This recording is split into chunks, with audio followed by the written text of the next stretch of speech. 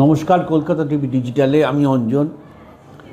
প্রথম পর্বের বিজেপির প্রার্থী তালিকা প্রকাশ করে দিল এবং 144টি আসনের মধ্যে তারা তালিকা প্রকাশ করল।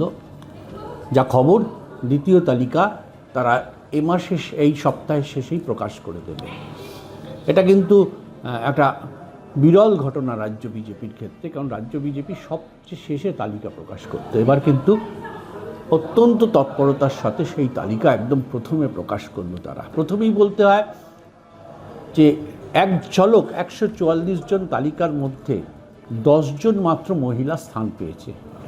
বাকি তালিকায় কজন মহিলা স্থান পাবে সেটা এখনই বলা সম্ভব নয়, কিন্তু আপাতত 10 জন মহিলা স্থান পেয়েছে এবং বহু পুরনো মুখ এবার ফিরে এসছে, যেটা রাজ্য বিজেপির কাছে অত্যন্ত গুরুত্বপূর্ণ। কারণ নতুন রাজ্য সভাপতি যিনি হয়েছিলেন শ্রমিক ভট্টাচার্য, তিনি পুরনো দিনের বিজেপি কর্মী। তিনি বলেছিলেন পুরনো আর নতুনের মধ্যে তিনি সমন্বয় করবেন। প্রার্থী তালিকার ক্ষেত্রে কিন্তু একটা সেই দিকের লক্ষণ দেখা যাচ্ছে। বহু দিনের পুরনো কর্মী, হারিয়ে যাওয়া কর্মী, তারা কিন্তু এবার বিজেপি প্রার্থী হয়েছেন।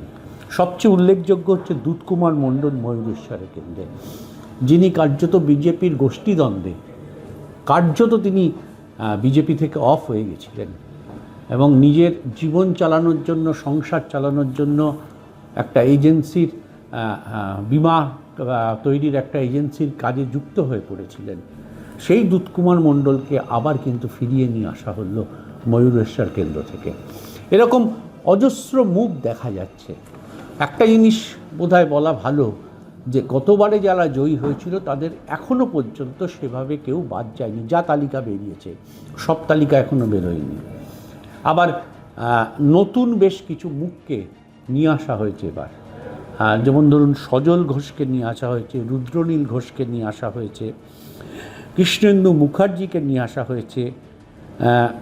জগন্নাথ চ্যাটার্জি গতবারও দাঁড়িয়েছিলেন, এবারও দাঁড়িয়েছেন। একজন মহারাজ স্বামীজি একজন দাঁড়িয়েছেন উলবেড়িয়া দক্ষিণ থেকে। দিলীপ ঘোষকে পুনরায় খড়গপুরে দেয়া হয়েছে। খড়গপুরে এই কেন্দ্রে দিলীপ ঘোষ জ্ঞান সিং সোহনপালকে হারিয়ে জিতেছিলেন। ফলে স্বাভাবিকভাবে 2016 বিধানসভায় স্বাভাবিকভাবেই তাকে আবার এই কেন্দ্র ফেরত দেওয়া হলো এবং হিরণকে এখান থেকে সরিয়ে এখনও পর্যন্ত কোনো কেন্দ্রে দেওয়া হয়নি। নিঃসন্দেহে এটা বিজেপির ক্ষেত্রে এবং অবশ্যই দিলীপ ঘোষের যারা ভক্তরা আছেন তাদের কাছে খুব গুরুত্বপূর্ণ। এরকম অনেক বিষয় এসছে। যেমন রাসবিহারী কেন্দ্রে আবার প্রাক্তন সাংসদ স্বপন দাশগুপ্তকে দাঁড় করানো হয়েছে। এরকম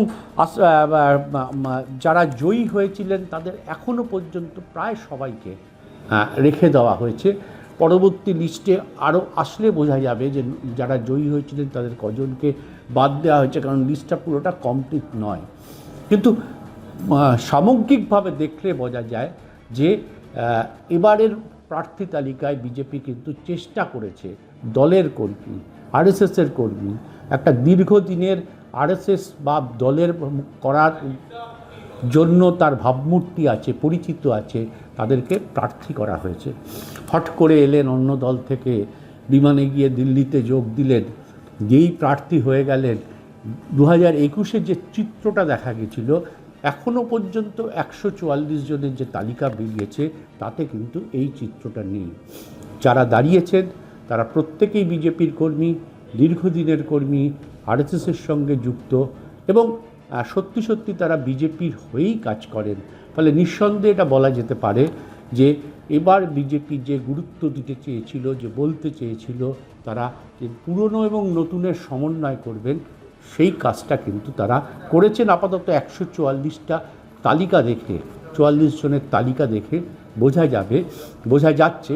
পরবর্তী তালিকা দেখে হয়তো আরও পরিষ্কার হবে যে ধারায় তারা 144 জনের প্রার্থী ঘোষণা করেছেন সেই ধারা কতটা বজায় থাকবে।